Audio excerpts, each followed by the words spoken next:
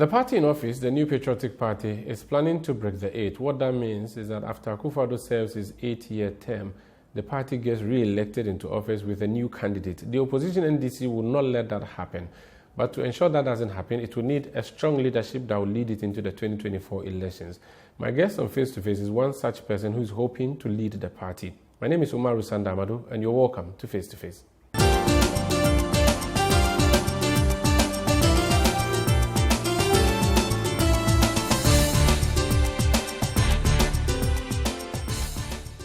Elvis Ankrah is remembered as a Deputy General Secretary of the NDC. He was Deputy Minister for Local Government and Road Development. He became Minister for Sports. And there are a few more things I will mention on sports, which I don't plan to mention now. But he's also been Director of Elections of the NDC. He's my guest on Face to Face. Mr. Ankrah, you're welcome to Face to Face. Thank you very much. How are you? Very well. Have I recounted all your past profiles? Good to see you. No, there are many more. Many more. I was... if you want to go back, I was SRC President, University of Ghana, NUC's Coordinating Secretary, and then I was the Deputy Campaign Coordinator for Professor John Evans Mills for the primaries, and then... In what, 97? No, 2002. Okay, the second tenure, the second time he tried to run for election. Against Professor Kwesi. Then I was the Deputy Campaign Manager for the main campaign in 2004. Professor Alabi was a campaign coordinator, and I was a deputy. And then I became Deputy General Secretary, as you said, and local government, youth and sports. And then in 2012, I was the campaign coordinator for the John Mahama campaign, which we won. You've done a lot of stuff in the NDC. What's the state of your party, the NDC? Oh, the state of our party is a party that is preparing itself feverishly and vigorously to recapture power and save this country from the current trauma that is going through. So there's a lot of activity going on. We've finished with our branch elections by a few specific cases, and then we are now doing preparing for the constituency elections in the next couple of weeks. It's going on very well, and after that we'll do our regional, which will culminate in the National Congress on the 17th of December. That National Congress will elect national executives. Exactly. Which is where you are looking at. But let's look more further into the party and its workings.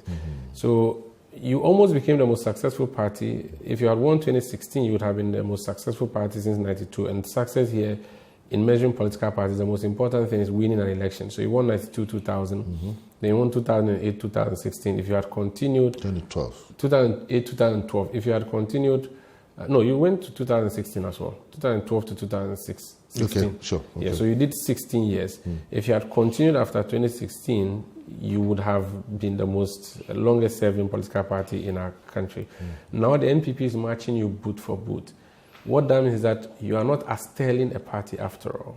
And that you just, in your longevity in power during the PNDC era, you're just doing that because you had a dictator in power. Otherwise, you are not that attractive after all as a party. What do you say to that? That's a bit absurd, because we won't recall that this current constitution, 1992 constitution, is our legacy. It's a legacy of the NDC, PNDC.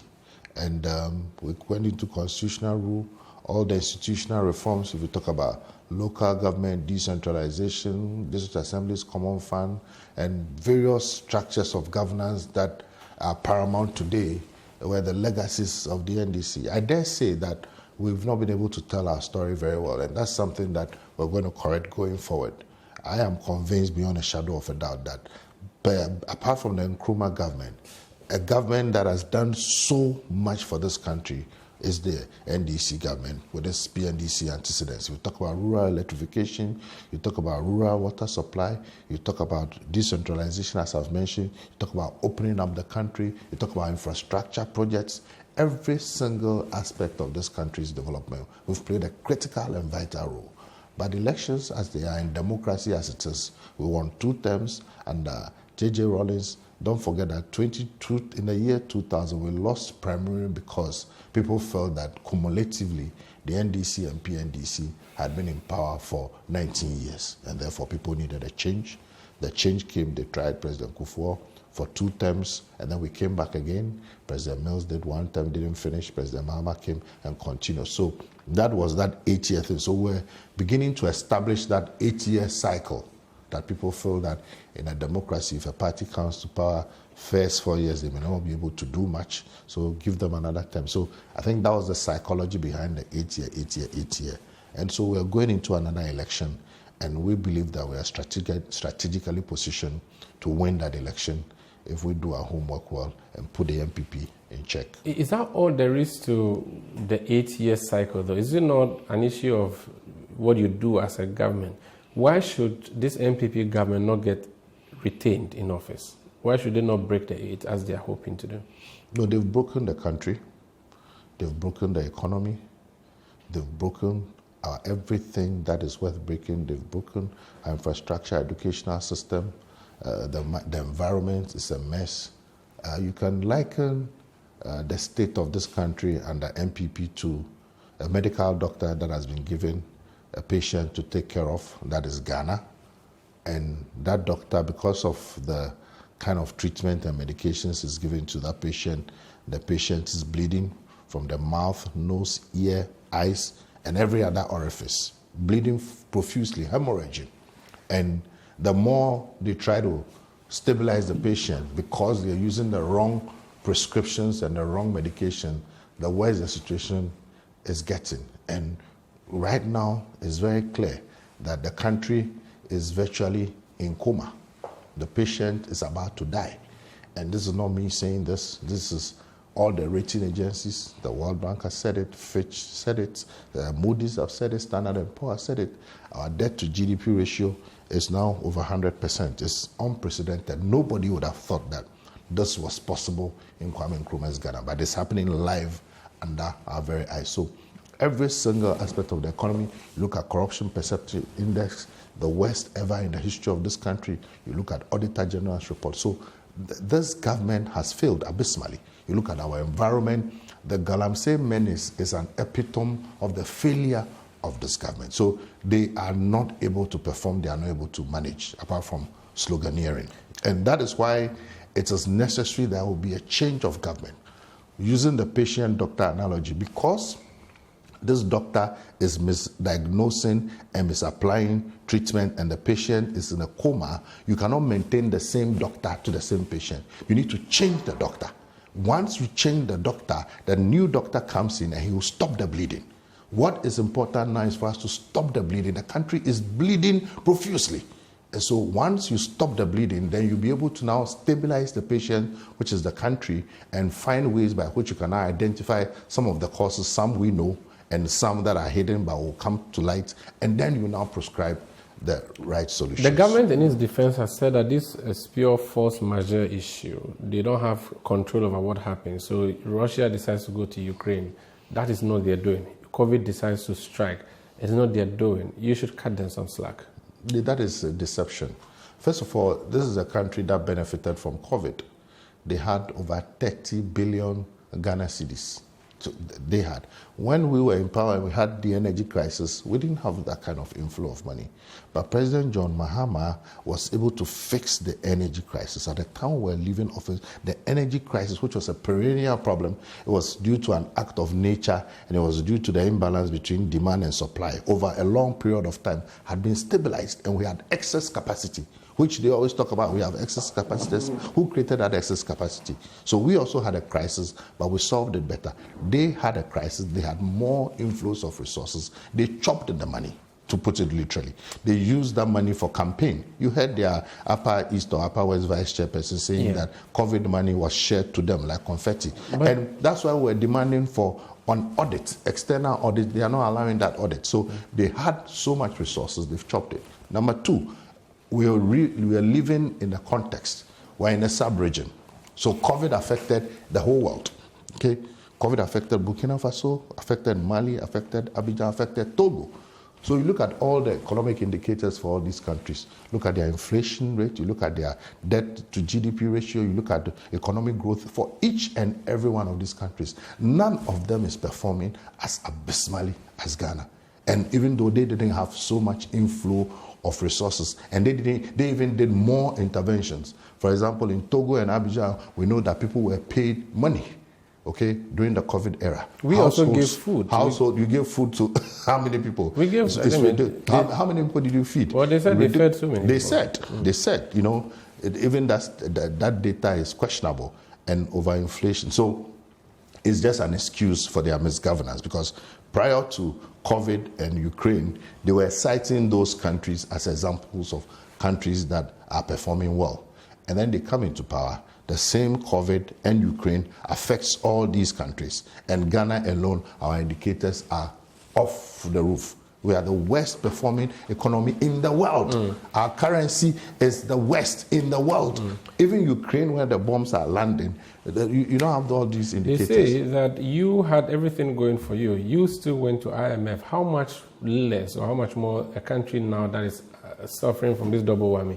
So they have Ukraine and they have COVID. So they are going to IMF. It's justified. You at the time went to IMF for no reason, because you mismanaged the economy. No, we didn't mismanage the economy. We didn't go to IMF as part of the global economic system. I'm sure you've heard even UK talking about having meetings with IMF. The IMF was set up to intervene when countries go through distress. And in our time, we had challenges and we needed policy credibility. That is why we went for homegrown solutions. So the solutions were carved here, and then we took it to IMF so that the international community will have confidence in us. So you were incompetent at the time, and you had to go back. We cannot be incompetent. We cannot be said. Because you didn't have international problem. You need to look at the context. Okay, what was the context? The context was that we had an energy crisis. That energy crisis had an impact on the economy, and the international community were doubtful as to how we were going to recover. And we needed policy credibility. And therefore, we fashioned our homegrown solutions, which we then took to the IMF. And then the IMF came in and intervened. Now, they said, mind you, the IMF gave us money, and there were 3 tranches. We benefited from only 1 tranche. When they came, they benefited from 2 tranches of that IMF money that they criticized us for going to. Now, look at this. When they decided to cut ties with the IMF, and they now had to use their own ingenuity to manage the economy, from 2017, you saw the rate of growth. 2018, that was due to, one, the oil sector that we invested so much in. At the time we were in office, we had only 1 oil well. Cumulatively, we had about 5 billion cedis from the oil sector. Because of the investments that we made before leaving office. When they took office, they had the 10 and all the other, so they had 3 different oil fields. Cumulatively, they've raked in over 20 billion cedis from the oil sector. Through no investment of theirs. It was our government that paid those investors. Number 2, the IMF tranches, we got 1, and they got 2. So that was the reason why the first 2 years, the economy appeared to be buoyant. By the time they left the IMF and now had to use their own ingenuity, and having taken so much Eurobonds, were 13 billion at very high rates, that was where the economy began to tank. So if you look at the numbers and you look at the circumstances, you can tell who is And they can't justify this by saying that on the average, they have sent almost every child of secondary school going age to school. Is that not something that should become a legacy that should be celebrated even after a century? That they've introduced a very audacious policy, free senior high school. This is different from several other interventions they have in agri sector and other sectors. That doesn't satisfy you. How can it be satisfied when that every child is going to secondary? We're going to get literates in this country. You're going to get dangerous literates. How? So first of all, it was not a properly thought through policy. When they were about to start, we told them that you need to, if you're going to send people to school, you must have the infrastructure. And that was why we were using the gradualist approach. They went in there without thinking through, and then when reality caught up with them, they introduced the traffic light system with all its attendant problems. So there's an underlying deception about this free SHS. As we speak today, many of the schools are resorted to cash and carry. Parents are paying. How are they paying? And I'm sure your media, as you've seen, letters, documentation from headmasters to PTAs. So they've used the PTAs through the back door. And parents are contributing to the feeding of students in their schools. I have family people who do supplies to, some of these people, these schools, and they've not been paid for years. But half a loaf is better than none. It must be a proper loaf. If you have half a loaf which is not properly baked, the yeast is not properly done, you will get indigestion. It can kill you. At least you still feel your stomach. No. So if it is garbage, because you are hungry, you should eat garbage. Is that what you're trying to suggest? Is it as bad as that? It is, because the parents, first of all, we're told that it is free SHS. That's what has been sold to us. What is the reality? The reality is that there is no food in the schools.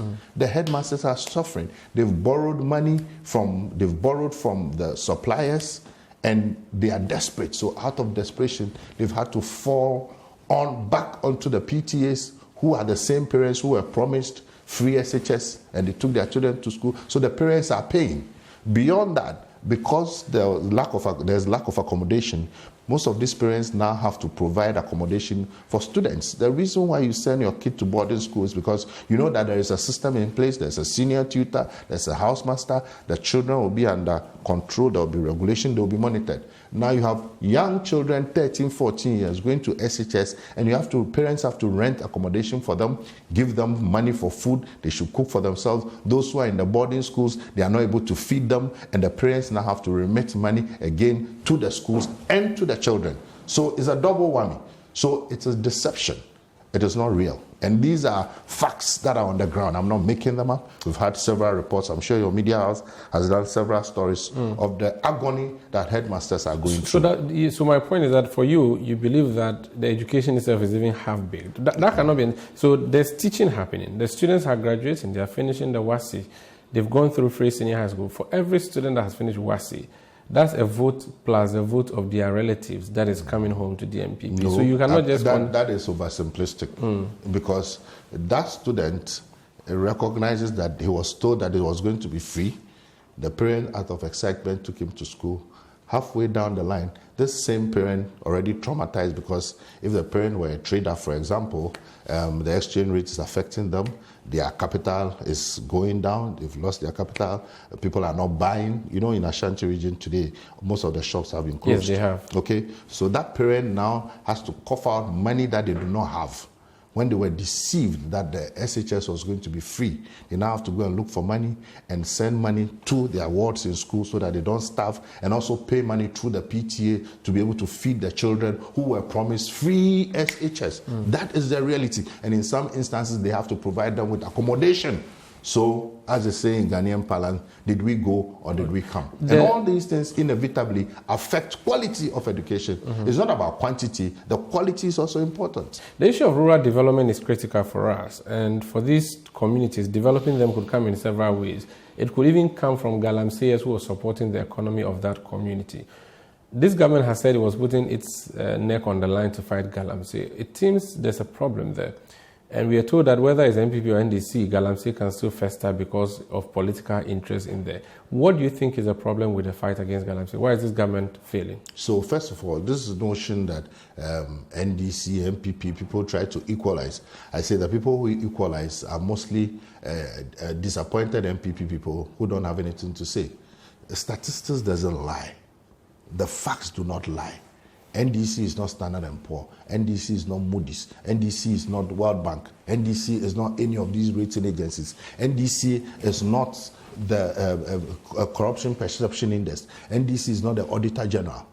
There are variables, statistical variables, that are used to determine how a country is performing. When we were in office, our worst performance was a B something. Okay? And Baumia was all over the place. Incompetent, you don't know how to govern, etc., etc. Now, you have had the opportunity, and we have had the worst ratings ever in the history of this country. Our debt to GDP ratio was about 56%. 56%. You said you've never heard this before. It's incredible. From Nkrumah's time till the time we left office, cumulatively, the debt we had accumulated was about 127 billion Ghana cedis. And for each of these, there were things to show. We have the airports, we have the hospitals, we have the schools, we have the clinics. I was part of a government that it took 10% of our salaries to build cheap compounds. Over almost 3,000 cheap compounds. All these are evidences that are there. I'm interested in galamsey. Yes, I'm coming to that. So today you have a government that tells us that they will come and fix the galamsey. Because I'm certain, because your premise was that the NDC and NPP are the same. We cannot be the same. Okay. And so you look at the status of the water bodies, just basic, when we were in office, when we were leaving, and then you look at the aerial photography. This is practical. Look at the aerial photographs when this government took office and what it is today. It's a complete failure. And the reason is that the MPP as a party have seen the galamsey as part of a way to raise money for their party. You've heard audios. People were captured on audio and video saying party ni hieska. So it's a political issue. Party and the kingpins of the party. Handsome money, who does it belong to? Or their party women's organizer and all those people. And even now, the biggest deception is that they went and brought equipment which they call mercury-free equipment, okay, to solve the galamsey problem. Who are the people they distributed those equipment to? They are party apparatchiks. So it is a party problem. The MPP is using that to raise money with the deluded notion that once they have enough money, they can buy their way through any election. The people of Ghana are waiting for them. So the failure of the fight against the galamsey, it's a microcosm of the failure of the government to manage anything. This government is an utter failure, the biggest failure in the history of this country. This is Face to Face on Citi TV. My guest is Elvis Ankrah. He has several portfolios in the past. He's hoping to be General Secretary of the NDC. We'll be asking why the NDC is a better alternative. Because we've seen tweets like from persons like Gabia Sarachidakun who says that the alternative is scary. Is NDC really the better alternative? Please stay.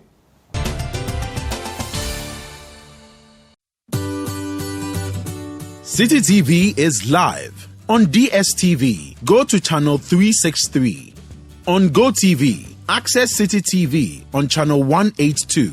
On a digital TV, please press the menu button on the remote control and run a new search on your TV. Take note that without an antenna, you cannot access Citi TV on your television. Citi TV can be accessed on a free-to-air digital box like the GoTV and StarTimes box. Citi TV, it's your world.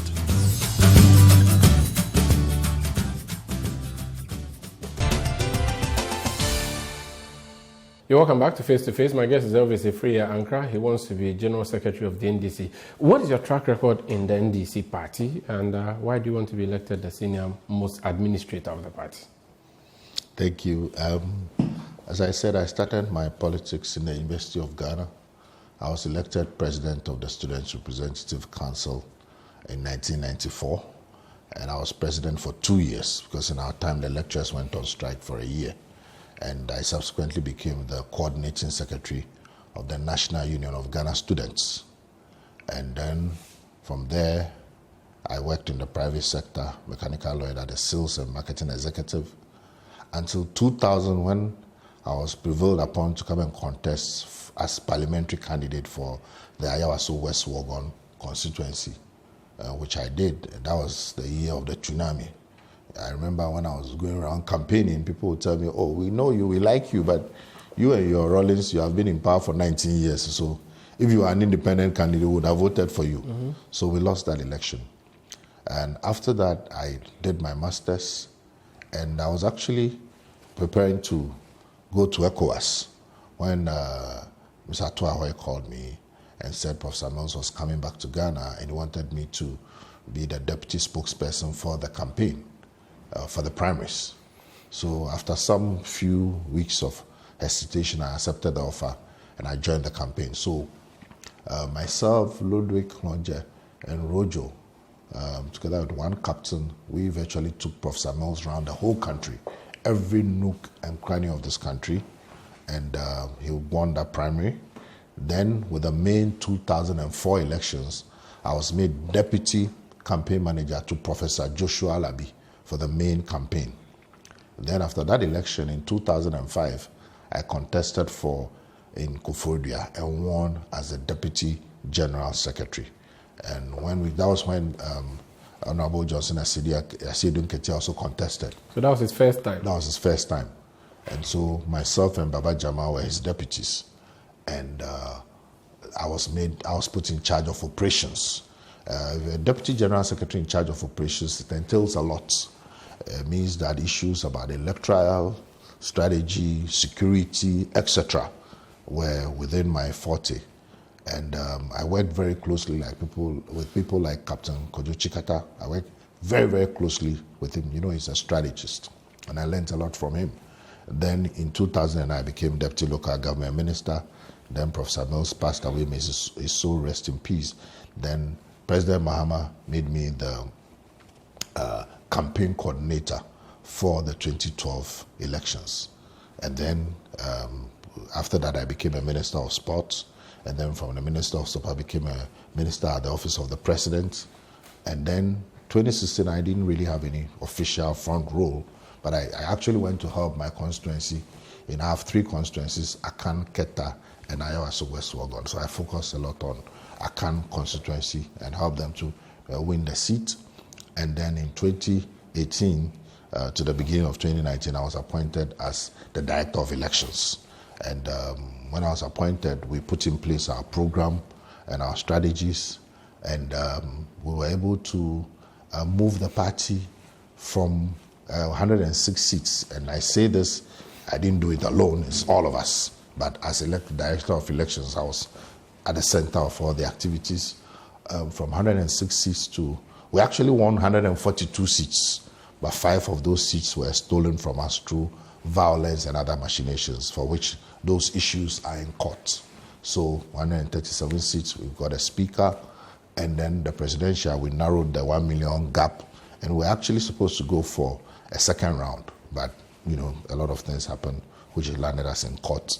So I believe that I have the experience, I have the organizational experience, I have the electoral experience, and the Constitution states clearly the role of the General Secretary is the Chief Administrator of the party, the CEO, but he's also the coordinator of the organization and the campaigns of the party. So if you're looking for a job, you must have experience in that field. And so I've been campaign coordinator all along, so I understand what campaigns are. And the General Secretary is the one who is supposed to coordinate all the campaigns, presidential, parliamentary, all of them. Is under the auspices of the General Secretary. He's also to coordinate the organization.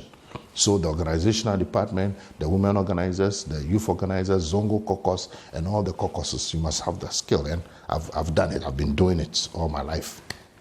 And beyond that, I also have a historical background. I relate very well, you know, with all the different strands of people. Our party is a Congress.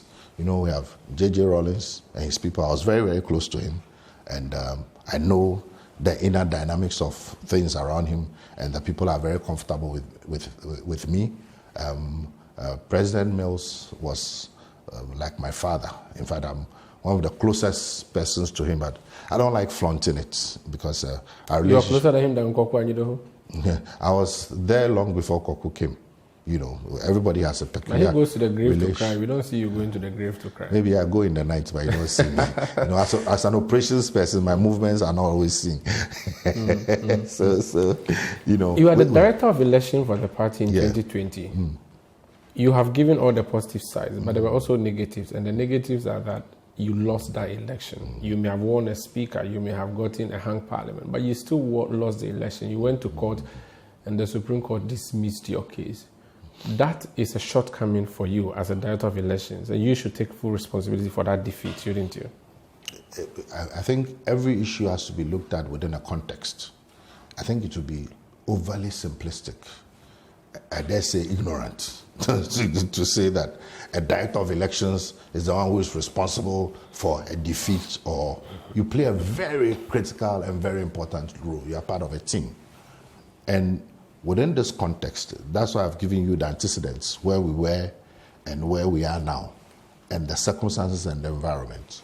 Where usually for a government in a first term, when within that first term you are able to turn around a deficit, a huge deficit in Parliament, 106, and then you bring it up, and I say we won 142. And then with the presidential, we're going to go for a second round, but for the machinations of the EC. And when I talk about machinations of the EC, it didn't just start from the polling station on the day of the elections.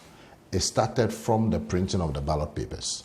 And you'll recall that it was my team that discovered the printing of excess ballot papers at Inolink Printing Press, 1 million ballot papers for Ashanti region, which we discovered, which we got them to destroy, albeit reluctantly.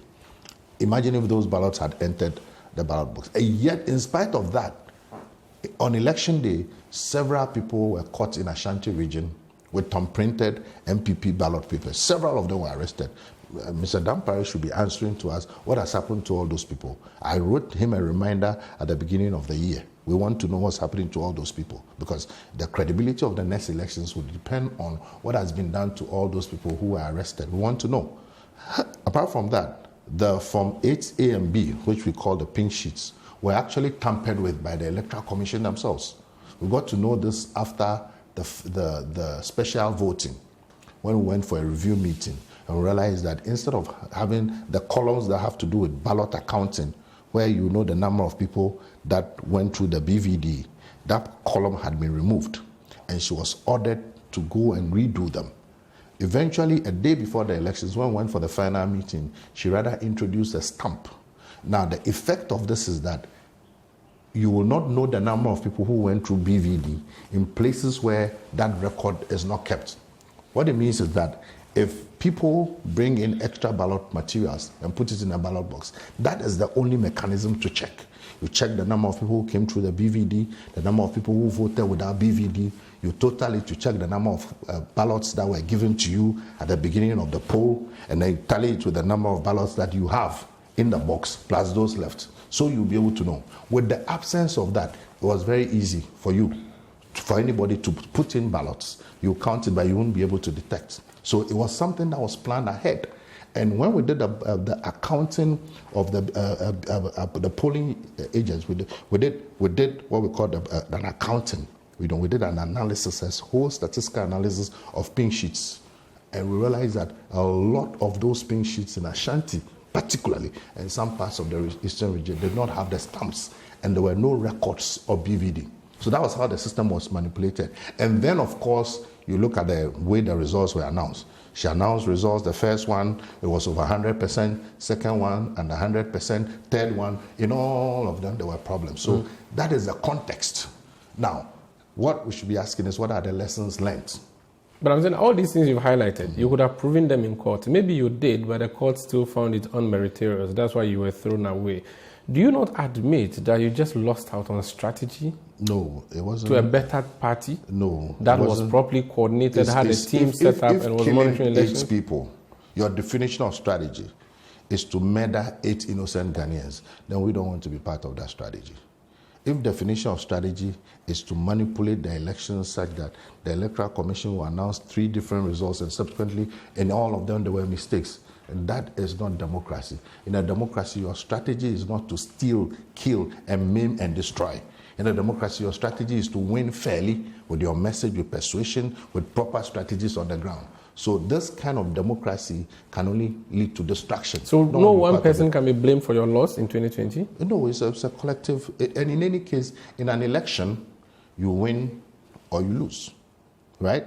That is why it's an election. Mm-hmm. The important thing is the lessons that are learned for subsequent elections. But more importantly, I've heard people say that the election directorate was responsible for it. For the first time, and people will be surprised to hear this, the Elections Directorate mandate was to identify, recruit, train, and deploy polling agents to the polling stations on election day, which we did excellently. Everything was tight.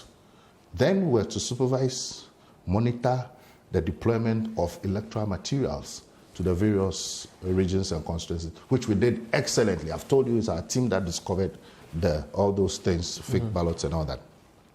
For the first time, for good reason, I think the motives were good because of past experiences, the directorate was separated from the IT directorate.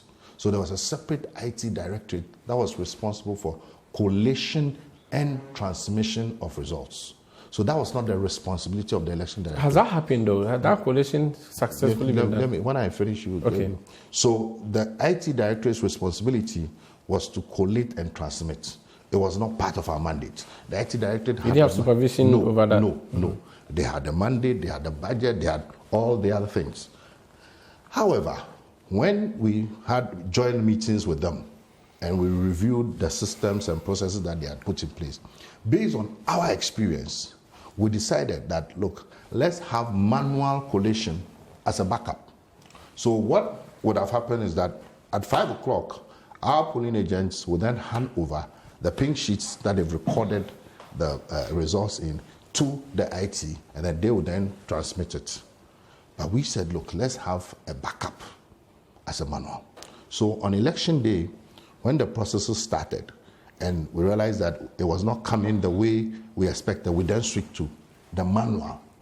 Interestingly, the IT also had embedded manual as a third layer of their transmission. So we then worked together and we got the manual. So we got all the results. By 8th of December, we had all our results, bar the few places. You're referring to presidential? Yes, presidential, parliamentary, by a few places that there were issues. But if you have 98% of your results, you have your results. And leadership was briefed, entire leadership, everybody were briefed. This is where we are. And it's on the basis of that we discovered all the discrepancies that I'm talking about, with the pink sheets, the anomalies and all that. And that is what led us to recall pink sheets. So we directed that we've detected some anomalies in the results. So bring us all the pink sheets so that we'll do a pink sheet audit. So we had various groups. Sami Jemfi headed one, Valerie Sawyer headed one, Bavlolate headed one, Alfred who headed one. So there were various. Eventually we brought all of them together at the head office and we did the analysis of the pink sheets. It is that report that we put together and we handed over to our legal team. Now, I'm not a lawyer, I'm not part of the legal team. The legal team looked at all the issues and they decided that they were going to go to court on the basis of the declaration of the results.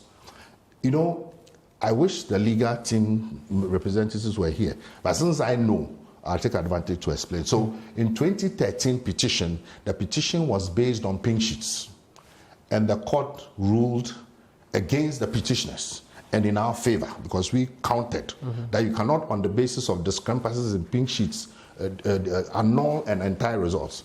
Now we are going back to court in 2021. My thinking. You can't go and say the same thing, because they will just quote the things that you said. Quote to yourself. So our lawyer said, look, the declaration of results is a constitutional act. There are processes that have to be gone through before results are declared.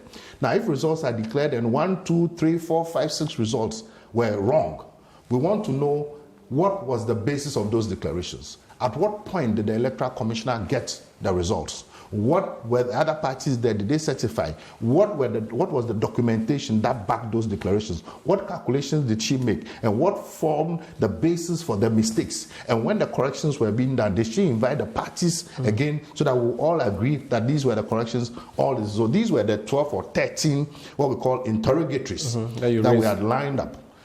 The court told us that we should hold on to those interrogatories. I was in court, and that those interrogatories will become relevant when the EC chairperson is put in the docket.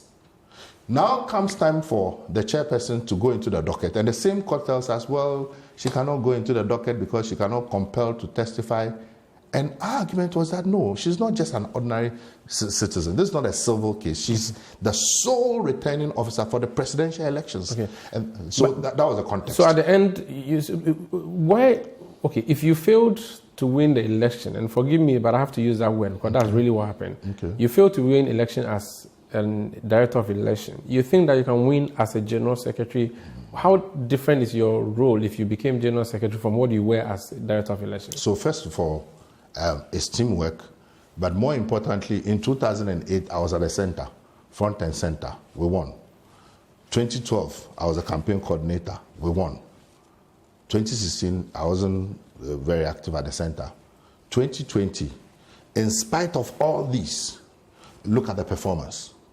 Okay? And when I say this, I need to be very careful, because someone says, oh, you said he was happy that we did well. No, we did not go in to do well. We went in to win. We were determined to win the elections. But, I mean, an opposition party doesn't carry arms. People were murdered. People were killed in cold blood before they could even get some of the seats. Esikado Ketan, they were firing guns left, right, center. The lights went off. By the time we came back, they had swapped ballot boxes, etc. Now, an elections director is an appointee of the Functional Executive Committee. I think that because of the roles I've played in the past, so people assume that once I'm election director, I'm still the same person who had all the oversight and everything, like a campaign coordinator or deputy general secretary in charge of operations. It's not so. An elections director is an appointee of the functional executives. So your role is limited to a particular area. So being a general secretary gives you a wider scope where you can run things. So that all the experiences, the past experiences of success and the challenges that we had in 2020 will bring it to bear. So General Mosquito should take the blame for your loss then? No, I haven't said that. I've always insisted that it's teamwork. For example, and I have a manifesto which I'll present to the people. I'm not going to present it in public because there are strategies involved. But one of the first things that I'll do is to streamline the relationship between the election directorate and the IT directorate. That's very important.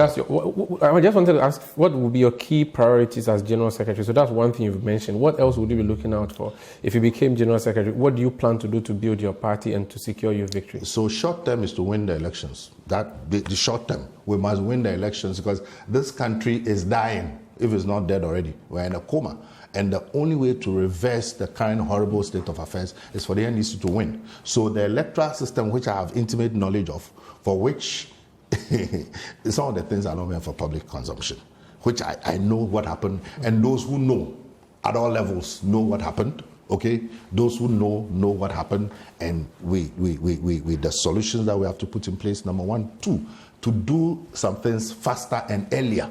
Okay, my vision is that by the end of next year, we would have identified and trained the first cohort of our agents.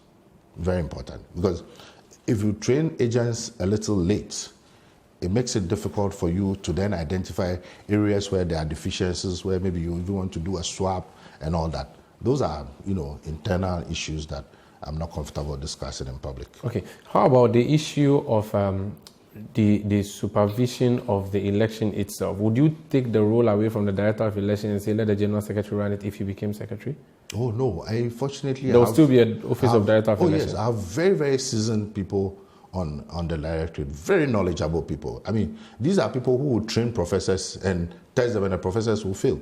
They are very knowledgeable, practical. They've been doing this for years. So there are many of them, and would select somebody. How do you intend to make your party attractive, especially on university campuses, so that how viable are your TAIN versus the TESCON of the MPP? I think there's still work to be done. I've identified a number of things. For example, when I was in UPSA, I was a lecturer in UPSA, I recall the first TAIN meeting I was invited to, there were about 25 people. And I said, what's going on here? He said, we have supporters, but they are afraid, they are shy. I said, this doesn't add up to me. What should we be shy? So the message I delivered there, it went round. And then the subsequent ones we invited, I recall we invited Sly and so many people, and they came and the place was jam-packed. That was a turning point of TAIN in UPSA. I think that we must pay more attention. One of the problems they have is that when they do programs, they don't get enough of the senior people to represent.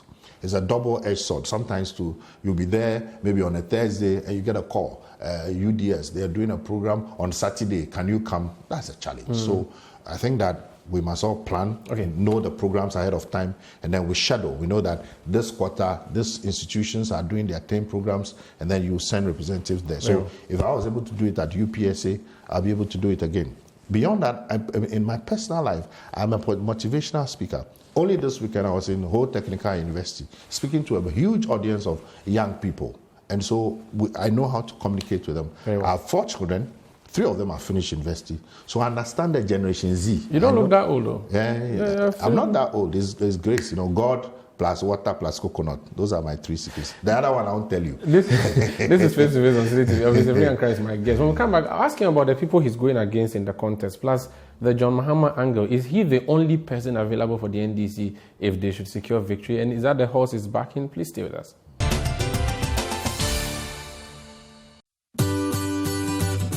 Citi TV is live on DSTV. Go to channel 363. On GoTV, access Citi TV on channel 182. On a digital TV, Please press the menu button on the remote control and run a new search on your TV. Take note that without an antenna, you cannot access Citi TV on your television. Citi TV can be accessed on a free-to-air digital box like the GoTV and Star Times box. Citi TV, it's your world.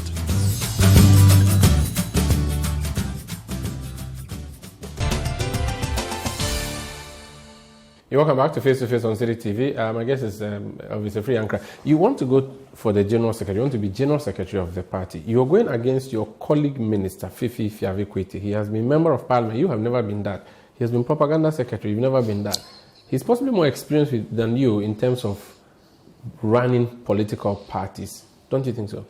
Oh, are you for real? Am I not for real? He used to lead the charge against John Kufuor when you were in opposition as Propaganda Secretary. He's been MP 2 times in Ketu South. Okay. You don't have that under your belt. Okay, so when you interview him, then he can talk about himself. I want to talk about myself. As I said, my leadership started from the University of Ghana. If anybody understands the university culture and what it means to be elected as president of the university, they will understand the kind of leadership qualities that I bring on board. And subsequently, as NUC's coordinating secretary based on my performance. And then coming into the party as a parliamentary candidate, and then at that time, very young, but being chosen by President Mills to become a deputy campaign manager for his primaries, and then becoming a deputy campaign manager for the main elections, and then going to become the deputy general secretary. The deputy general secretary is one breath away from the general secretary. So the position I'm seeking, I've been there, one step below, and I've acted as general secretary on several occasions when Honorable Esiedu Nketia traveled out of the country. So I've done the job. I know what it entails, you know.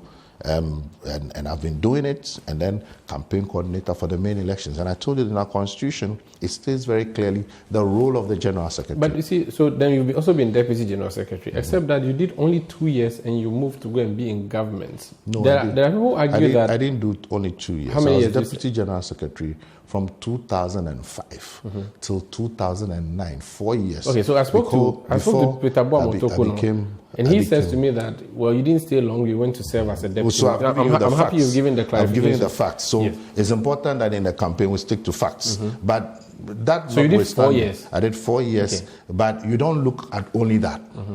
Okay? We were all in the university. How many of them had the courage to contest as president of the university and won? Your other I'm really not interested in other contenders. It's necessary because you are going against them. Yes, but I prefer to talk about what I bring on board. When you interview them, they can talk about themselves. Yeah, but you are going against someone who is currently the operations deputy general secretary. It's inconsequential. I can also say, well, I appointed him as one of my aides when I was campaign coordinator. It's inconsequential. So let's focus on the issue. So with all those experiences, I think that I'm miles ahead of all of them. Beyond that, for a position like General Secretary, you must have that character, the ability to hold relationships, which I have. I've over 20 years. My phone, I have over 12,000 contacts on my phone. Most of them are party people. I engage them on a regular basis. I talk to them. I listen to them.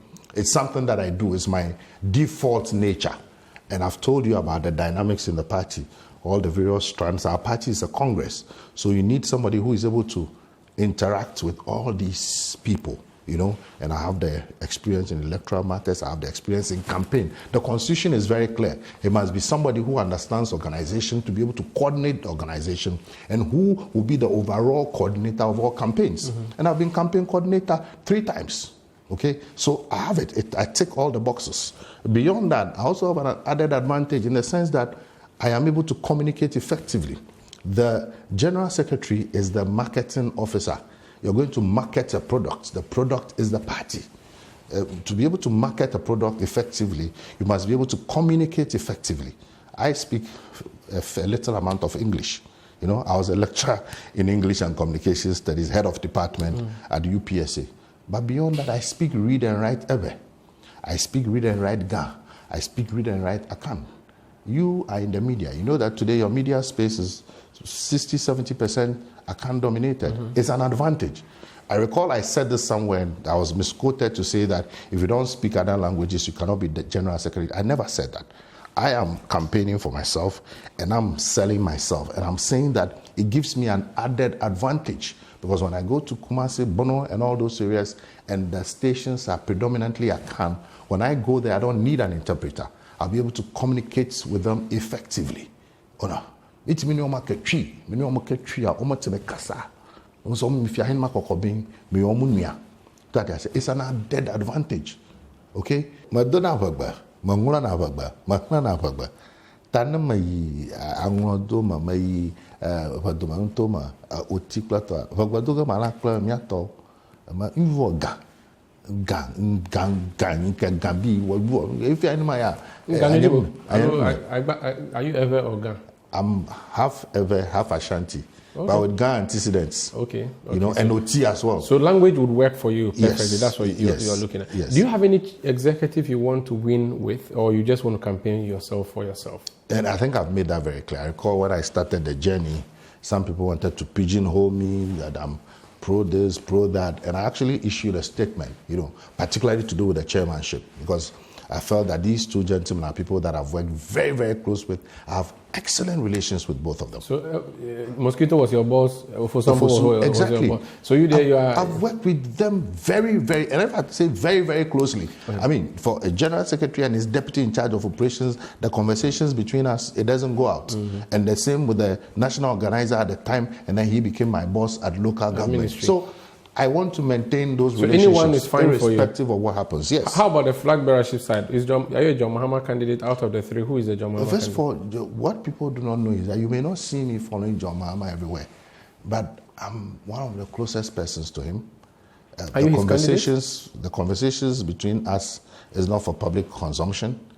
If you recall, I was the one who announced John Mahama as running mate before the 2008 elections against my own godfather, J.J. Rawlings. At that time, initially he was for him, then subsequently he wasn't for him and all that, and we had to find a way to manage the situation such that Prof doesn't come into conflict with him. So we went to Kama Conference Center. Prof came and announced that he has chosen his running mate and he was going to introduce him to the public at a later date, and he left. And the mantle fell on me to come out and announce that John Mahama, Prof has chosen John Mahama as the running mate. And we worked very, very, very closely together. So you're his candidate? And no, I don't think it's fair to do this to him. It's not fair because we are all members of the party. He's a former president, our immediate past flag bearer, and likely to contest again. So when we're going into a contest and all of us have worked with him and everything, it is inappropriate and unfair to say that this person is his candidate or that is his candidate. His private preferences and what I know, I will not put it out in public domain, but I think that we should leave him out, let the contest go on. Whoever wins, whoever comes out, and I believe I'm going to win, we will work with him when he becomes flag bearer. Do you think he's your best and only candidate in 2024, John Mahama, I mean? I've seen other people showing interest.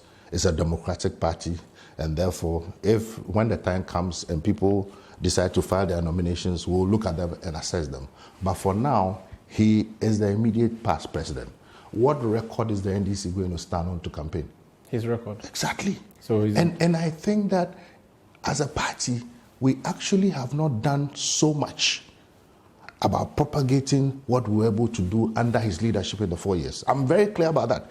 Sometimes when I sit back and I look at the record, I say, what did we do to ourselves?